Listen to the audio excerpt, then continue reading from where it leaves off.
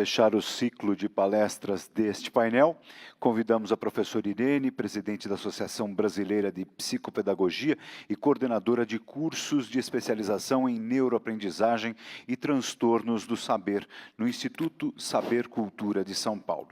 A professora Irene irá abordar o tema transtornos do aprender. Boa tarde a todos. Obrigada pelo convite, obrigada pela recepção, pelo carinho, pela oportunidade.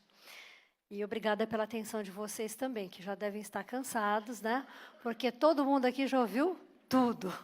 Então, agora, resta apenas uma outra questão, né? Que não é bem a questão do aprender, mas é a questão do não aprender. Eu sou psicopedagoga, né? E, como toda psicopedagoga, eu gostaria de saber se eu tenho algum colega aqui na sala. Tem algum psicopedagogo? Ah, tá ótimo. Nós somos minoria absoluta. Muito bem. O que é a psicopedagogia?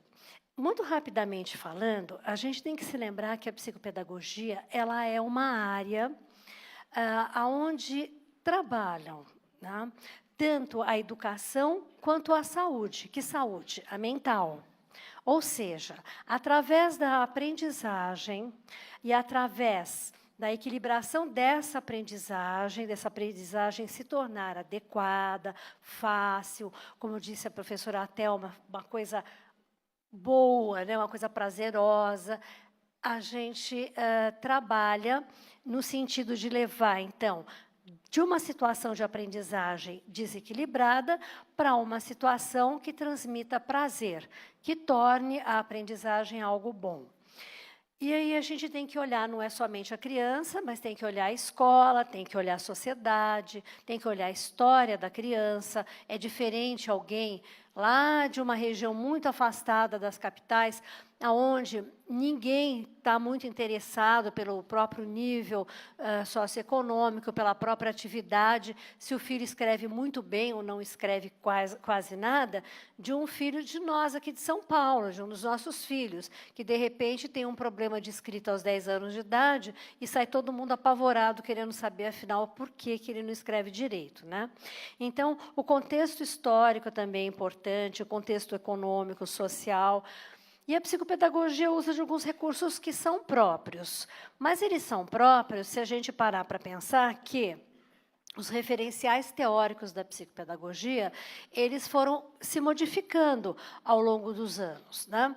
Se a princípio, e eu digo isso há uns 30 e poucos anos atrás, a gente mais parava para pensar nos psicanalistas, na psicanálise, e a gente juntava, né, psicopedagogia, que era psico de psicanálise com pedagogia, hoje a gente não pensa assim. Hoje a gente está tentando se aproximar cada vez mais desses conhecimentos que a doutora Leonor, a doutora Thelma nos trouxeram e que mostram para a gente que nós precisamos, enquanto profissionais da aprendizagem, porque é nisso que nós somos especialistas em aprendizagem, nós precisamos conhecer o tal do cérebro. E conhecer como o tal do cérebro funciona e como a gente faz quando ele não está usando de todas as suas capacidades. Como é que a gente leva a esse caminho, né? Eu vou passando mais ou menos depressa, porque o que vem melhor depois. Bom, quando a gente está trabalhando com psicopedagogia, a primeira coisa que os pais perguntam, outros profissionais, é como nós entendemos a aprendizagem. Então, eu trouxe 3 conceitos, e eu vou passar bem rápido por eles, porque eles já foram bastante falados, né? Mas o que eu acho que é importante a gente recordar, até para fazer o fechamento do trabalho de hoje, é que a aprendizagem é um processo, né? Processo, gente, é alguma coisa em andamento. É um processo pelo qual reage aos estímulos do ambiente, ativando sinapses, tornando-as mais intensas. E, como consequência disso, vão processando informações com capacidade de armazenamento molecular. E aí entra muito bem uma explicação que eu adorei da Thelma, a diferença entre memorizar e aprender, né? Que é difícil a gente explicar para alguém qual é essa diferença. Hoje eu aprendi. Foi ótimo. E aqui também a gente está falando das sinapses, mas eu acho que a professora já falou também. E a gente pode continuar dizendo o quê? E aí começa o importante para nós. Aprender tem várias etapas, porque é um processo, né? E essa aprendizagem, ela pode acontecer em 2 períodos importantes. Um é chamado de período crítico. O período crítico é aquele que é basicamente igual para todo mundo, para todas as crianças, sejam os indígenas, sejam as pessoas que moram aqui em São Paulo, sejam para as pessoas que moram em outro país, não interessa. É um momento em que o desenvolvimento neuroanatômico promove o aparecimento dessas aprendizagens. Por exemplo, todas as crianças têm uma faixa para aprender, uma faixa etária para aprender a falar. Todas as crianças têm uma faixa etária que a gente espera que elas gatinhem, sentem, que elas andem, enfim. Existe pouca interferência do meio externo, apesar de que o ambiente, na forma de estimulação, vai melhorar a qualidade e, claro, que a rapidez dessa aquisição, mas não determina se a criança vai ou não aprender a falar ou a andar, a não ser em casos, evidentemente, extremos, né? E existem períodos sensíveis, que são esses que a escola trabalha e que, às vezes, a gente se confunde um pouco. Por quê? Os períodos sensíveis são aqueles em que o nosso cérebro está mais disposto a mudanças, mas não significa que ele não está disposto a mudanças em outros momentos. Significa que, naquele momento, ele tem uma facilidade maior para o aprender. Aí nós entramos nas questões que eu gostaria de chamar a atenção, que são as questões de avaliação psicopedagógica, né? O psicopedagogo, ele avalia, ele não diagnostica. Por que ele não diagnostica? Porque quem diagnostica no nosso país, e em vários países, é o médico. Então, nós fazemos o quê? Nós trabalhamos como alguém que vai avaliar uma pedra bruta. A pessoa olha a pedra, reconhece qual é a pedra, é capaz de dizer algumas das características, é capaz de excluir algumas coisas, mas ela precisa, para fazer realmente uma avaliação do valor daquela pedra, precisa consultar livros, onde existem parâmetros, critérios para que aquela peça, aquela joia, seja realmente avaliada. Da mesma maneira, até uns anos atrás, como psicopedagogos, a gente tinha um pouquinho aquela expressão do eu penso, eu acho, acredito que, foi influência de, mas hoje não cabe mais. Até porque a gente está trabalhando em equipes multidisciplinares. E aí de nós virarmos numa equipe multidisciplinar e começar com o eu acho. Porque nunca mais a gente vai ser chamada. Eu acho que a gente some. Isso que eu acho, mas eu tenho certeza. Então, o que acontece? A gente tem que se embasar, né, em alguns escritos científicos, em alguns livros que representam um saber que é quase uma linguagem universal na ciência. Não é esse o único, mas o que eu trouxe aqui, apenas para a gente poder, de algum momento, entender como é que é feita essa avaliação, é o DSM-5, que é o mais recente, porque o CID-10 vai ser reavaliado, e, enfim, o CIF a gente quase não usa no Brasil, então, muito bem, vamos ficar nesse, né? E, segundo esse livro, né, o DSM-5, o que nós temos que prestar atenção, enquanto profissionais da educação, é como são feitas essas classificações. Porque, às vezes, há uma certa confusão. As pessoas falam assim, esse menino tem um problema de aprendizagem, ele é autista. Esse menino tem um problema de aprendizagem. Ele é TDAH, tem transtorno de déficit de atenção. Então, acontece que isso não é assim que funciona. O transtorno de aprendizagem, ele é um dos transtornos que está dentro dos transtornos de neurodesenvolvimento. Tá? Então, nós temos transtornos de neurodesenvolvimento, que são um grupo de condições que surgem no período de desenvolvimento infantil. Por isso o nome, transtorno de neurodesenvolvimento.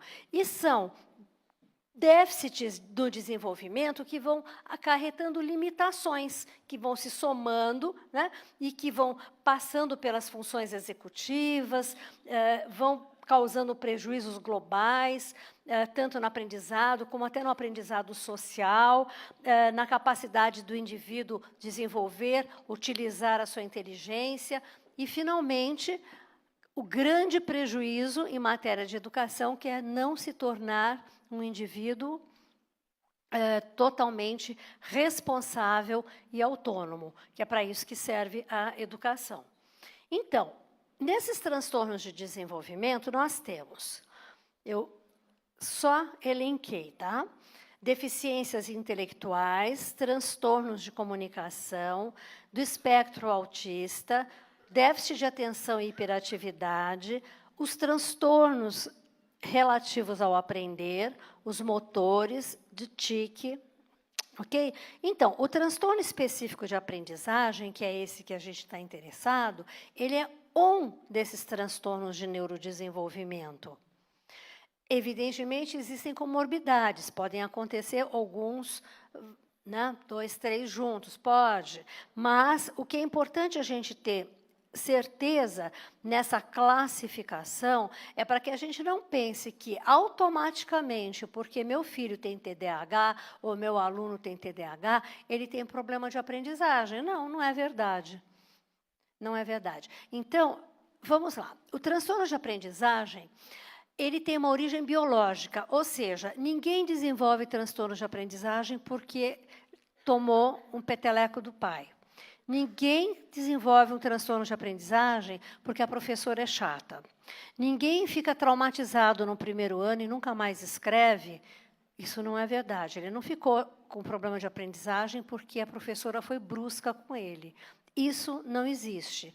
O que existe é que ele já tinha um fator genético que, frente a um fator ambiental, esse fator genético foi mais facilmente desenvolvido do que em outro ambiente. Mas isso não significa que ele passaria a vida toda sem ter aquele problema. Dá para entender? Então, por exemplo, se eu tiver uma criança que tenha um problema de dislexia, de uma família onde tem muitos disléxicos, o que eu devo fazer desde o começo?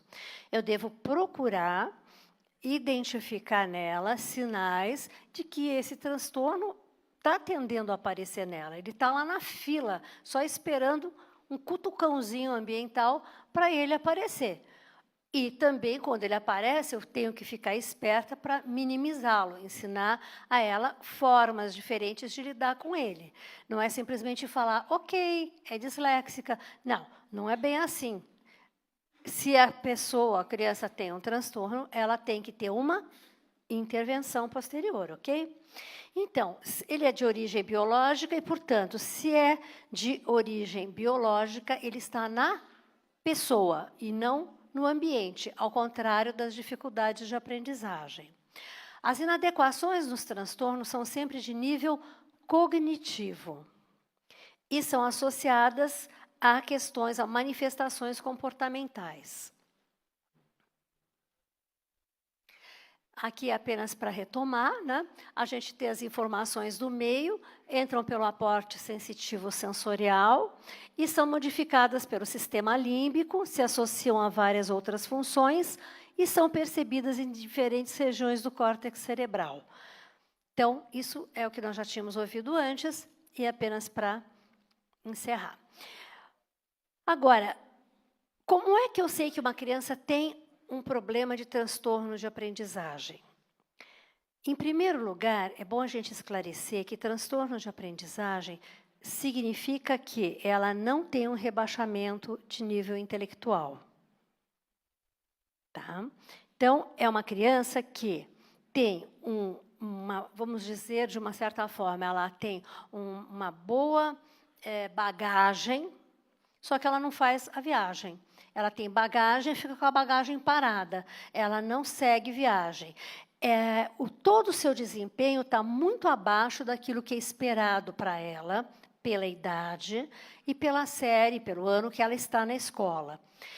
Quando ela atinge sucesso, em geral, é com um grande esforço. É com um esforço realmente extraordinário. A gente não conhece aquela frase que fala: quem se esforça muito consegue? Ah, consegue mesmo, só que a preços emocionais muito pesados, né? Então, a gente tem que pensar sempre que, se a criança tem dificuldade nas habilidades básicas de leitura, de escrita, de matemática, desde o comecinho da alfabetização, e se essas dificuldades são persistentes, ou seja, elas não mudam com o passar do tempo, apesar da estimulação, da intervenção, a criança continua tendo problemas, se elas são prejudiciais em vários âmbitos da vida, ou seja, não é só na escola. Em casa, ela não anota o bilhete da mãe, né? Ela mesmo nas brincadeiras, ela não é capaz de fazer ali, acompanhar os colegas quando tem que fazer algumas anotações em jogos. Então, em vários âmbitos aparece aquela dificuldade. E, infelizmente, essas dificuldades não são passageiras, elas não são transitórias, são como miopia, são como diabetes, são permanentes. E assim como a gente dá óculos para o míope, a gente dá insulina para o diabético, a gente dá um psicopedagogo para quem tem transtorno de aprendizagem. Não é fácil? Facílimo. Muito bom. O que a gente percebe que acontece com essas crianças, né? Então, elas têm um desempenho acadêmico sempre abaixo do esperado. A evasão acontece num nível muito alto, que remete muito à palestra da professora. Taxas muito menores de educação superior, eles acham que eles não podem, apesar que muitos deles podem, mas não é só fazer a faculdade, né, gente? A gente tem que ter um pouco de critério ao pensar, porque fazer uma faculdade não é como comprar um sapato novo e sair por aí. Quando você adquire uma profissão, você adquire responsabilidade sobre aquilo que você está trabalhando, sobre a influência que você está tendo sobre outras pessoas, não é? Então, quando uma pessoa faz uma faculdade, a gente tem que imaginar, né, tem que pensar, mensurar o quanto apta ela vai ficar no final do processo para exercer aquela atividade escolhida, ok? Altos níveis de sofrimento psicológico sempre acarretam problemas de saúde mental. Ao contrário, uma taxa elevada, né, de prazer, de alegria na escolarização, melhora as questões relacionadas à saúde mental, que é muito importante na questão da evasão escolar, porque a evasão escolar ela acaba tendo desfechos muito tristes em relação à saúde mental, como a gente lê na mídia praticamente toda semana. Para frente. Essas são as consequências funcionais do transtorno, né? Eu vou passar rapidamente nos critérios, porque eu acho importante a gente saber de que a gente está falando, né? E se a gente não falar sobre os critérios, fica um pouquinho difícil. Vamos lá. Uma dificuldade na aprendizagem e no uso de habilidades acadêmicas, conforme indicado pela presença de ao menos um desses sintomas, por pelo menos 6 meses. Então, morreu o cachorrinho, é claro que qualquer um de nós vai ficar triste 1 mês, 2 meses, 3 meses. Mas se a gente está triste 6 meses, ou se a gente se torna incapaz de trabalhar por 6 meses, o que acontece? É porque a gente está tendo um outro prejuízo de uma outra ordem que terá que ser avaliado, né? Então, é importante a gente ter ideia de que 6 meses é um tempo que a gente deve esperar quando uma criança apresenta uma dificuldade grande de aprendizagem, tá? Bom, muito bem. Como são essas dificuldades? A leitura de palavras de forma imprecisa ou lenta e com muito esforço. Dificuldade para compreender o sentido do que é lido. Eu leio e não entendo. Para ortografar, uma ortografia péssima, nunca se sabe quando é S, Z, dois S, C cedilha, X, CH, etc. Com a expressão escrita, então, as frases também não tem muito nexo, a história não tem começo, meio, fim, quer dizer, ela não vai trabalhando a lógica, né? Não vai trabalhando cada vez melhor, uma dificuldade grande para dominar o senso numérico, fatos numéricos ou cálculo, e dificuldades de raciocínio.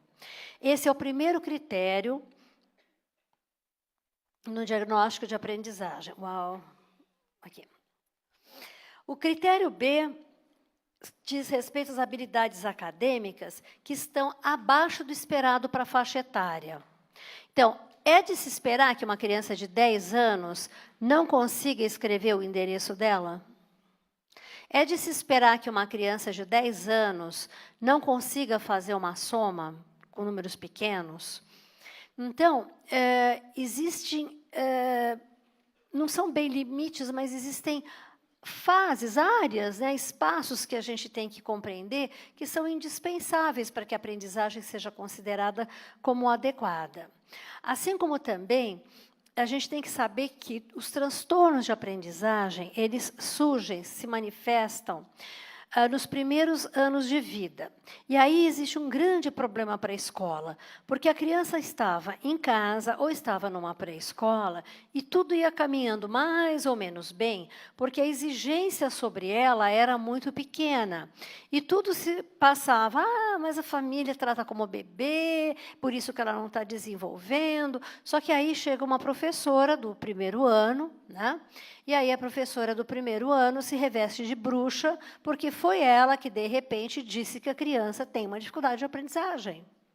E não é verdade, a dificuldade de aprendizagem não é da professora, a dificuldade de aprendizagem, nesse caso, é do aluno, né?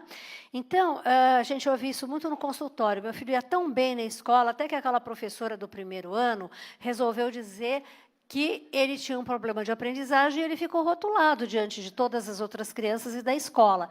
Não, não é verdade. Não é isso que acontece. E tudo isso a gente tem que descobrir por meio de testes padronizados. A gente não trabalha com achismo, né? A gente trabalha com testes padronizados, até porque hoje os pais têm bastante noção de que existem esses testes e todo mundo gostaria e quer que, se o filho for analisado, for avaliado, seja bem avaliado, né? Em quarto lugar, as dificuldades de aprendizagem não podem ser explicadas por deficiências intelectuais, como eu falei a princípio. Mas existe até comorbidade de crianças com transtornos de aprendizagem e deficiência intelectual, problema de acuidade visual ou auditiva. Entretanto, não pode passar essa dificuldade daquelas esperadas para tal problema. Então, por exemplo, eu tenho um aluno, um menino que ele teve um problema neurológico e perdeu a visão quando ele era pequeno. Ele não enxerga praticamente nada, tá? Então, o que acontece? Ele é muito inteligente. Ele é uma criança que teve também oportunidades de desenvolvimento muito maiores do que a média, muita estimulação ambiental, a família, desde o começo, correu com isso. Então, hoje, o que acontece? Se você não souber que ele é cego, se você for ler o que ele escreve, ou se você não vai perceber que você está tratando de uma criança com um problema de acuidade visual grave. Então, a gente precisa prestar atenção nisso, que o problema secundário, por exemplo, problema de acuidade visual, não seja um fator que limite a aprendizagem, né? Que segure a criança, porque existem meios de fazer com que ela aprenda dentro da capacidade cognitiva dela, ok? Esses critérios diagnósticos devem ser preenchidos, né? Somando-se a história de cada indivíduo. Vocês viram que a professora falou do menino que nunca tinha ido numa festa, coitado? Então, claro, se ele nunca foi, ele não sabe como é, né? Então, a gente também tem que conhecer a história de cada criança. E não é só a história da médica da criança, ou a história educacional, quantas escolas teve, ou a história da família. Não, é a gente saber do próprio desenvolvimento dele, né? Então, por isso que a gente faz uma coisa chamada anamnese. É importante, o livrinho seria esse, né? É importante a gente também perceber aqui, e eu vou fazer bem sucintamente isso em poucos slides, o que a gente considera, por exemplo, uma criança com prejuízo na leitura e uma criança com dislexia. Porque não é porque um menino que chega na classe da gente simplesmente tem lá uma dificuldade para aprender a ler e escrever, ou está demorando mais para aprender a ler e escrever, que ele é disléxico. Isso é ser precipitado, né? Isso é agir na forma do achismo. Porque, olha só, a criança com prejuízo na leitura, ela tem dificuldade na precisão da leitura de palavras. Ela lê e erra muito. Ela tem uma fluência na leitura muito baixa. Ela lê muito devagar. Tá? Tem uma compreensão da leitura abaixo da média, ou, às vezes, mal compreende. Não adianta o post-it, não adianta o resumo da mãe, não adianta ficar lendo em voz alta, ler para ela, ler para não sei quem, ela não entende de jeito nenhum. Mas, na dislexia, né, que aí é um termo alternativo usado em referência a um padrão de dificuldade de aprendizagem que se caracteriza por um problema de reconhecimento preciso ou fluente de palavras, problemas de decodificação e dificuldade de ortografia. Então, vocês vejam que dentro dos transtornos de desenvolvimento, nós temos os transtornos de aprendizagem. Dentro dos transtornos de aprendizagem, nós temos que estudar aqueles com prejuízo na leitura, na escrita e na matemática. E se a gente está pensando nesse primeiro tipo, que é da leitura, a gente ainda tem que distinguir quando o indivíduo tem um prejuízo na leitura e quando o indivíduo tem dislexia, que são coisas de graus absolutamente diferentes. E assim também de envolvimento e consequência para a vida, não só educacional, como para a vida toda, muito diferentes. Okay? Com prejuízo na expressão escrita. Né? Então, é aquela criança que não aprende ortografia. A professora fica lá, faz o que faz, procura fazer todos os exercícios que ela conhece, compra todos os manuais que ela já viu, vai em todos os congressos que ela pode, e a criança continua ortografando muito mal. Precisão na matemática e na pontuação. Da mesma forma, essa criança parece que não aprende. Clareza e organização da expressão escrita. Também parece que ela não adquire. Na matemática, tem dificuldades em aquisição do senso numérico. Então, ela não tem aquela ideia se o 25 é maior ou menor que o 52. Ela não tem um senso. Ela não faz a memorização de fatos aritméticos. Então, isso é muito sério, porque a aritmética é uma das coisas mais fáceis que tem nesse mundo, porque ela segue rotinas, né? A matemática não tem invencionices no meio. Então, em tese, quem aprende sequencializar, quem aprende as rotinas, aprende matemática. E por que ela não aprende? Porque ela não tem senso numérico, porque ela não memoriza os fatos aritméticos, porque ela não tem precisão ou fluência de cálculo, e precisão no raciocínio matemático. Aquela criança que você dá um problema e ela começa assim para você. Esse é de multiplicar, dividir, somar ou tirar. Qual tipo você está dando para mim? É porque ela mesma não consegue entender nem raciocinar. E que é pior, ela não cria estratégias para resolver esse problema. Assim também, como no caso da leitura, nós temos na descalculia, temos a descalculia no caso da matemática, que ela se circunscreve a um problema mais sério, né? Um problema de processamento de informação numérica, que também pode ser trabalhado, que também pode ser superado, de maneiras que a pessoa consiga frequentar os anos escolares, ir para uma faculdade, etc., etc., mas ela tem que ter um acompanhamento. E aqui tem algumas coisinhas mais, né? E aí, o que o DSM faz também é classificar em leve, moderada e grave, que qualquer um pode imaginar que sejam as graduações, as implicações, as consequências para a vida diária de cada um, né? Eu trouxe esse quadrinho para lembrar uma coisa. Além desses transtornos de aprendizagem que nós estamos falando, que são de origem biológica, né, nós temos também as chamadas dificuldades de aprendizagem, que se devem a uma aprendizagem empobrecida, a uma aprendizagem fora da necessidade da criança, ou feita até de uma maneira desairosa, enfim, que se deve ao meio. É aquela criança que passou por uma mudança de escola pública para particular, ou da particular para a pública, mudou de cidade, os pais se separaram, ela começou a entrar naquele esquema que dorme 2 dias numa casa, 3 dias na outra. São aquelas crianças que, de repente, estão sofrendo perdas ambientais muito grandes. Então, o cérebrozinho dela fica preocupado com questões que não as pedagógicas. Isso é uma dificuldade de aprendizagem, que tem como origem o meio. E o meio, infelizmente, pode ser a escola. Então, a metodologia da escola, fatores emocionais e socioeconômico-culturais. E o que agrava são os mesmos fatores, ok?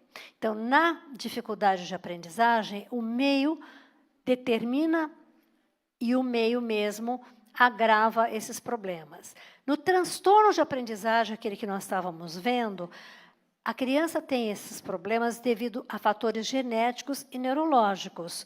Só que o meio ambiente agrava. Então, o meio ambiente, a gente já está vendo que é culpado de tudo, não é não? Porque ele agrava, ou seja, aí é aquela questão, se nós temos aos nossos cuidados numa sala de aula ou num consultório, crianças, adolescentes, ainda adultos, com questões de aprendizagem, nós temos que imaginar que a influência que nós vamos ter, com a estimulação que nós vamos dar a ela, é decisiva para o resultado da aprendizagem dela, para a capacidade de aprendizagem dela. Então, essa responsabilidade que eu acho importante a gente sempre se lembrar quando assume uma classe e quando a gente assume um paciente. Porque, muitas vezes, a gente pensa, não é bem assim, ele já tem um problema. Mas somos nós que vamos dar um certo caminho, uma certa abertura, um certo chão para ele resolver e conseguir desenvolver dicas, formas de viver com aquele problema, né?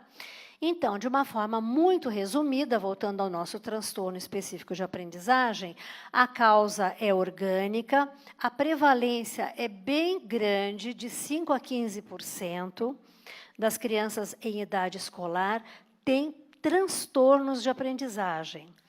E 4% dos adultos, porque como é uma questão que não desaparece, essas questões relativas ao diagnóstico permanecem durante a vida. Só que, porque vocês vão falar, então, por que tinha 5 a 15 e depois diminuiu para 4? Diminuiu porque muitas pessoas que têm transtornos de aprendizagem na infância são devidamente atendidas. E com as intervenções necessárias, elas acabam superando boa parte desses problemas, né? É evitável. Bom, muito bem. Se eu tenho um problema genético na minha família, eu posso pensar 2 vezes antes de ter um filho, né? A intervenção ambiental pode amenizar ou pode provocar o aparecimento desses sintomas, mas sabendo-se, então, que é genético, né? É biológico e ele está lá. E, como consequência, as dificuldades pelo longo do trajeto escolar, que é bem longo mesmo, né? E, inclusive, quando a pessoa chega naquele ponto que ela tem que se profissionalizar. Então, é um assunto para ser levado muito em conta, né? Essas crianças com transtornos de neurodesenvolvimento, elas possuem todas atrasos ou falhas nas capacidades de planejamento, de monitoramento e controle, ou seja, elas têm problemas na metacognição. Eu vou fazer uma pergunta para vocês e vocês vão me responder, ok? Quanto é 4 mais 3? Muito bom. Como é que vocês sabem?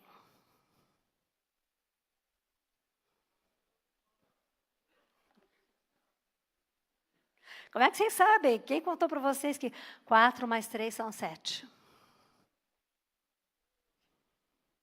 Como é que de certeza vocês me dizem, Irene, 4 mais 3 são 7? Olha aqui, vou te provar. Prova. Como?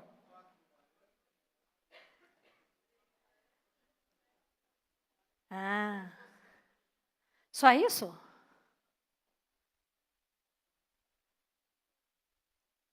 Como é que eu sei que 4 mais 3 são 7?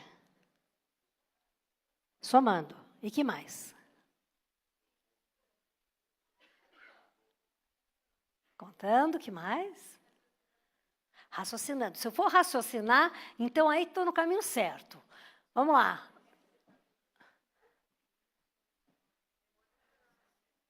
Gente, porque 7 menos 4 dá 3. Se de 7 eu tirar 4, eu vou ter 3. Se de 7 eu tirar 3, eu vou ter 4. Isso chama-se metacognição, é entender como eu pensei, como é que eu cheguei àquela conclusão, é não aceitar o fato em si por ele mesmo. A questão é que, muitas vezes, essas questões, não só de metacognição, né, como outras, elas passam batido pela escola. E não é só porque a gente tem um monte de conteúdo para dar, é porque a própria forma como o conteúdo está estabelecido naqueles milhões de apostilas que a gente tem que dar conta, não nos deixam espaço para forçar o nosso aluno a raciocinar por que aqueles dados, aquelas informações estão lá. Ok? Assim também, eu gostaria de dizer para vocês que isso é uma questão que acho que tange ao dia a dia de cada uma, que, por exemplo, quem tiver uma criança disléxica na sala de aula, saiba que, em relação à metacognição, que é essa capacidade dela pensar sobre como ela está pensando, ou pensar como ela está aprendendo ou entendendo, que existe um comprometimento de memória de trabalho, quer dizer, aquela memória que fica ali, né, disponível naquele momento, de fluência verbal e controle inibitório.